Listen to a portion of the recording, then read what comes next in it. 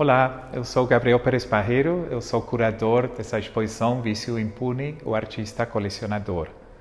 Essa exposição acontece em duas galerias, na Galeria Milan e na Galeria Raquel Arnaud. O título Vício Impune vem de uma frase do Willis de Castro, num artigo que ele escreveu na revista Vogue na década de 70.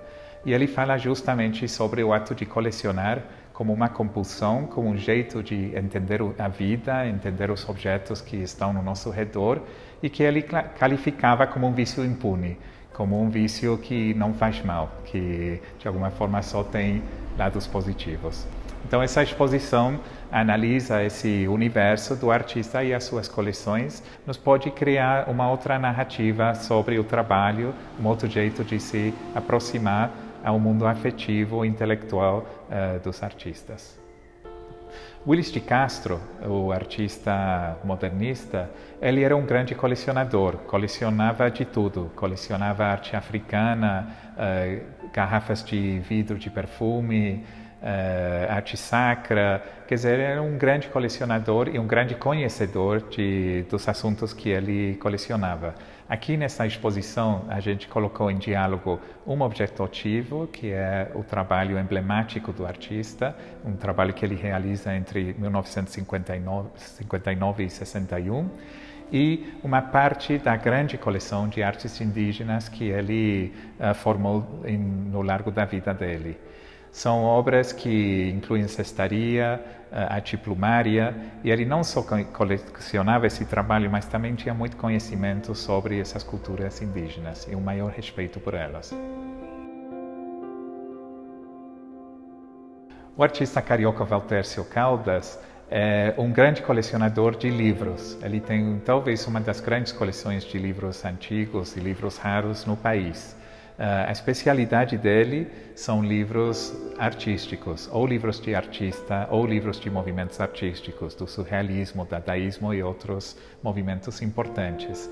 Aqui nessa exposição, ele colocou obras dele em formato livro, que é um formato que ele tem utilizado no longo da sua carreira, com livros da coleção dele. E livros principalmente que têm alguma característica estranha, né? Por exemplo, tem o Robinson Crusoe contado em palavras de uma sílaba. Tem um livro do Lucio Fontana que é em formato sanfona perforado. Quer dizer, cada um deles tem alguma coisa interessante que aproxima o livro da arte. O Tunga também era um grande colecionador de outros artistas. Ele tinha, por exemplo, obras do Roberto Magalhães, mas aqui a gente focou a coleção de obras dada e surrealistas, obras em papel que ele colecionava em visitas a Paris, a Nova York e a outras cidades. E aqui tem um belíssimo conjunto de trabalhos que eram da coleção dele. Tem gravuras e desenhos do Marcel Duchamp, do André Masson e de Henri Michaud. Claro que a gente pode fazer a partir desse diálogo uma leitura da importância do surrealismo na obra do próprio Tunga. E tem um detalhe interessante, que é um trabalho do Marcel Duchamp, que tem uma pérola colocada no vidro, que foi colocado pelo Tunga. Então, de alguma forma, é uma obra de uma autoria dupla, entre o artista colecionador e o colecionado. Paulo Pasta, que é um pintor contemporâneo aqui da cidade de São Paulo, ele se inscreve numa tradição de pintura brasileira. Então, não é de estranhar que entre as coisas que acompanham ele no ateliê e na casa, tem uma paisagem de um pintor, Alfredo Volpi, tem um trabalho da Mira Schindel e uma escultura do Domenico de Castro. De alguma forma, são três referências do modernismo brasileiro que ele reinterpreta e inclui no trabalho.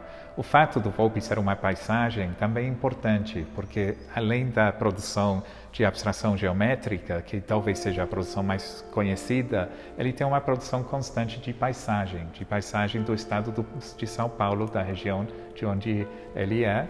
E então existe um diálogo muito interessante entre essa paisagem do Volpi e as próprias paisagens do artista.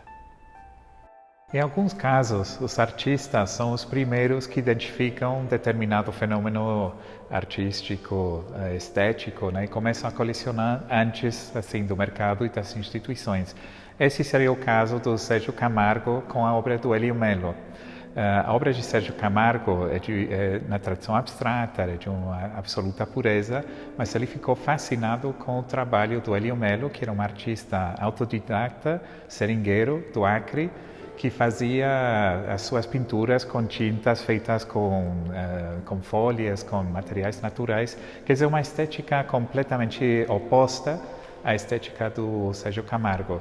Mas esses casos eu acho muito interessantes, né? Porque você vê que o artista é muito mais complexo do que a linguagem na qual escolhe trabalhar, né? Que o artista pode trabalhar numa tradição, mas pode ter o olho posto em outros lugares. Então essa atenção acho que faz uma parte fundamental desse projeto de exposição.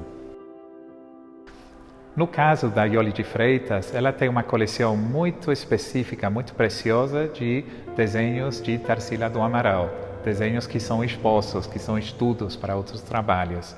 E nesse caso, a gente tem uma conversa muito interessante de duas artistas mulheres, uma da década de 20 e uma do momento atual, que de alguma forma conversam, né, no interesse no corpo, na linha. Você vê um certo paralelo, um certo relacionamento formal entre esses dois universos. Um outro modelo de colecionismo que se dá muito, um pouco de uma forma por acidente, são essas coleções de parentes. No caso da Tatiana Blas, o tio-avô Rico Blas era um artista alemão que morou na Alemanha na década de 20 e 30, saiu na época da guerra, da repressão, foi para a Palestina, voltou e a obra dele tinha uma grande diversidade de linguagens e aqui a gente fez uma seleção dos trabalhos mais abstratos, mais construtivos, trazendo à luz um artista que foi um pouco esquecido pela história, mas que a própria artista contemporânea de alguma forma tem essa responsabilidade e essa relação com esse corpo de trabalho. No caso do Tiago Martins de Melo, a seleção é uma seleção completamente afetiva, quer dizer, são trabalhos de amigos artistas que ele ou recebe ou ele troca, que é a coisa muito comum nos artistas ter esse conjunto afetivo.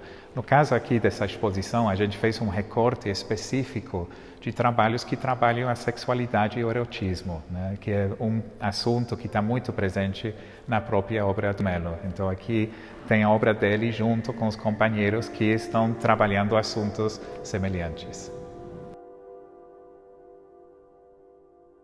No caso do Arthur Barrio, a coleção dele é muito diferente dos outros, né? Nos outros casos, a gente tem obra de outros artistas. No caso dele, ele é uma pessoa apaixonada pelo mergulho. Ele faz muito mergulho e em cada mergulho que ele faz, ele pega um grão de areia. E o que está apresentado aqui é um vidro que ele também achou no mergulho, na qual estão 3.000 grãos de areia, que correspondem a 3.000 mergulhos. Então, de alguma forma, a gente tem uma coleção de grãos que refletem um outro lado da produção dele, que tem a ver com esse mundo marítimo. E o trabalho dele que foi escolhido, de alguma forma, é uma performance que ele realizou na década de 80, na qual ele faz um mergulho dentro da galeria. Então, esse é o universo que une esses dois conjuntos de trabalho.